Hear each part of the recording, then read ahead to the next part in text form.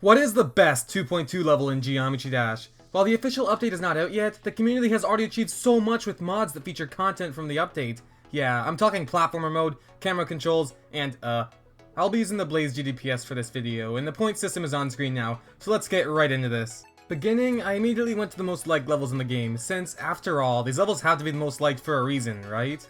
The most liked level in the game, surprisingly, is literally just a key maze. We've seen these dozens of times before, so it gets 0 in the originality score. The decoration also only uses like 2 blocks, but it doesn't look too bad. The gameplay is nothing special, as once again the whole level is just a key maze. While it may not be the best level, it did a good job at introducing me to the platformer mode controls. The next most liked level, however, absolutely blew me away. You may have seen it pop around on YouTube recently, but this level is the famous particle effect, which absolutely blew the minds of the community. While I was originally going to give this a 20 out of 20 in decoration, since it is only effects and doesn't feature any other decoration designs, I will lower it to a 15 out of 20. However, this one definitely deserves a 10 out of 10 in originality, since these effects have not been done before anywhere else in the game. And obviously, I think we can all agree that this level deserves a 10 out of 10 in trigger usage. Unfortunately, this level gets a 0 out of 10 in the gameplay stat for, well, not having any. Even for an auto level, there still isn't anything interesting going on gameplay-wise. Like, seriously, the level even limits my rights to jump around. Nevertheless, this level ultimately gets a fantastic score, if only the level had more decorative elements in actual gameplay. Even with its flaws though, finding another level that can beat its score is not going to be easy. While the next level is nothing too special, it got many likes because it was made by Partition. The level is rather simple decoration-wise, being just 1.0. Its gameplay, while easy, is pretty fun and also did a good job at introducing me to the platformer mode mechanics.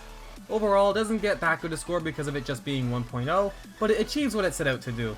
The next level is called Level Easy, not to be confused with the Level Easy that was made in like 1.0. So just imagine the level by Partition that we just took a look at, but if it was only Swing Copter. Well, that is pretty much this level. Because of this, it will get the exact same score. So you know how the community has always been freaking out over how the camera controls lead to a bunch of levels abusing it, making the gameplay 10 times harder than it should really be? Well, that is this demon in a nutshell. So much so, I had to use practice mode to get a decent playthrough of it. The decoration is really mediocre and not very original. It also doesn't use camera controls very well, so some points will be taken off of the gameplay and trigger usage stats. Overall, just your typical 2.2 level. The next level involved me getting thrown in jail. I couldn't escape without helping this guy, which required me to collect a key. However, I think the theme of having to escape this prison makes this a little more original. While this level does good in gameplay and originality, it falls apart in decoration. I will still up that stats score though because the theme is apparent. Anyway, after finding out that an Among Us layout is one of the most liked 2.2 levels, I decided to stop searching this category as it wasn't getting me anywhere. Instead, I turned to the Hall of Fame. This level called Snowy has some very good decoration, although the gameplay is where it falls apart. The spikes are really hard to see, so I found myself crashing into them a lot. It is irritating enough to fall down and have to redo a section, but when getting just a little too close to these spikes requires me to restart the level? Overall though, it is a solid platformer level. This next level is made by a waffle, but its design is actually pretty cool regardless. It uses a new 2.2 scaling in unique ways to make some interesting designs. The gameplay is also pretty good, along with its usage of triggers. Its score comes very close to beating particle effects, but it is still not there yet, so we have to keep looking. The next level turned out to be pretty cool. It has this cool title screen, using the song trigger to give it its own music. Its decoration is also neat, however I have some mixed opinions on the gameplay. While on the surface, it seems pretty mediocre, I think it has too many places where you can just die.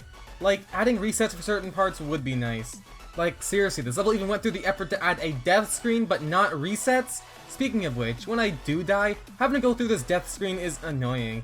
Overall, it is a cool level, but not the best. The next level I would play would be Auto, however with a really interesting concept. In this level, you can use the player controls to draw lines. While these lines can't go diagonal, this is still a really cool level. While I can rate the design of the sketchboard, that isn't a whole lot of decoration, so it loses points in that category. It gets a great originality score, since I don't believe its concept has been done before to this great of execution. Hey, do you remember particle effects? Well, it turns out that level has a sequel. Unfortunately, it isn't very original when compared to its prequel. It has some cool new effects, but nothing to warrant a super high originality score, so unfortunately, this level is unable to take the crown from its older brother. Hey, remember that one winter level? Well, imagine that, but better in every way. Well, that is this level, called A Day in the Snow. It actually uses the same song and has very similar design. Wait a minute, we have found ourselves in a conflict. Depending on which level came first, that would impact their originality scores. Upon checking the IDs, this level seems to have come first, which makes sense as it is of a much higher quality. This level's decoration is much better, but I think the level speaks for itself there. The gameplay is also very fun. The obstacles are clearly visible, and the level features a health system, giving the player more than one chance, which makes the gameplay much more enjoyable. It also features some cool mechanics, such as this boss fight where the player is actually able to attack the boss. This also increases its originality score. Overall, this gives the level a very good overall score. But, is its total score able to surpass particle effects? Well, yes it is. This level has a score of 40 out of 50, which will be very hard to beat. However, there is still room for improvement. The reason this level is able to beat particle effects is because, while particle effects does really well in the categories it succeeds in, it falls apart in other categories. However, while this level may not be the best in certain categories, it does exceptionally well in all categories, giving it the boost it needed to beat particle effects. However, this level still has room for improvement, although finding a level that can do so will not be easy. Anyway, before I went on to searching another category, I found another really good level in the Hall of Fame. Remember Waffle, the creator who made that level with the really cool scaled designs? Well, he also made this platformer level. I was originally going to discard it as just another key maze, but its gameplay was actually fun, and it was less like a maze and more linear. This makes the gameplay much more enjoyable. I will also up its originality score, since the volcano theme improves the otherwise unoriginal key maze feel. While it has the solid score, it isn't enough to beat A Day in the Snow. It was at this point where I decided to be a little more traditional, turning my efforts to non-platformer levels. Don't worry, we'll focus on some amazing platformer levels after. I found this cool level in the awarded tab. Its decoration, while unoriginal, looks very cool. It is quite obvious that this level was inspired by Press Start, so it loses points in the originality category. However, where this level exceeds at is in its gameplay, which I found to be very fun and enjoyable. It doesn't abuse camera controls or reverse orbs, which made it really fun. Unfortunately, its trigger usage isn't too phenomenal, so it doesn't get many points there. This next level is a lot like the previous one, being RobTop styled. It is pretty much the same as the last level, but with slightly more boring gameplay and a little worse decoration. It told me to be happy though, so I'll take that.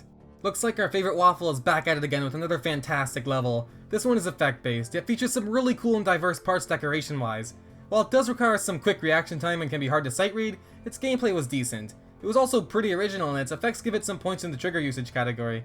It was at this point where I found myself in a dilemma. While platformer levels don't have a consistent score, some of them have high enough scores to greatly pass non-platformer levels.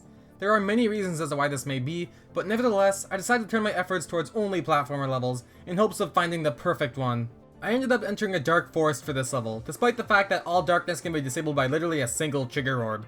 Nevertheless, the level is actually really cool. Its decoration is solid, and its gameplay was fun to explore and mess around in. While there are a few unfair bits, the level has a cool checkpoint system. Yeah, I'm not kidding, a checkpoint system. Unfortunately, while it does have all these, it doesn't execute them all perfectly, so it still isn't enough to beat A Day in the Snow. I then entered a level called Blue 3 because it is, well, blue. While its decoration, originality, and trigger usage isn't the greatest, I surprisingly had a lot of fun with its gameplay, even trying to speedrun it a few times. Nevertheless, because of the aspects where it doesn't succeed in, this is unfortunately not the best 2.2 level.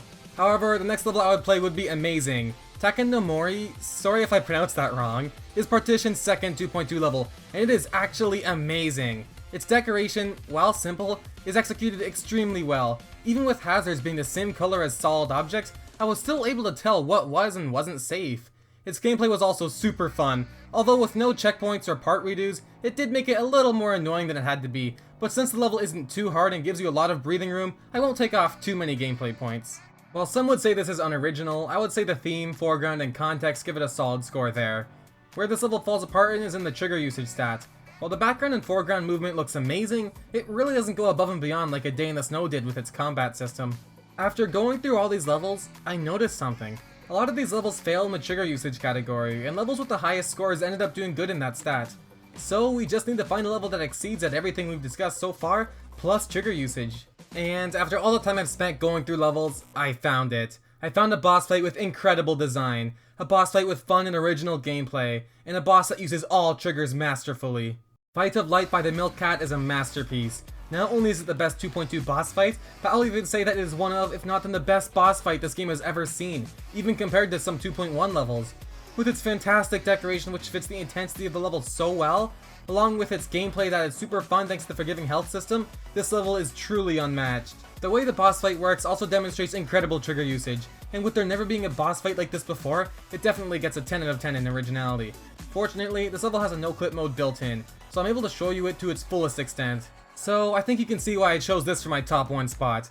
Thank you all so much for watching. If you like this video and want to see more content like this, please feel free to subscribe. I hope you have a fantastic day, as always.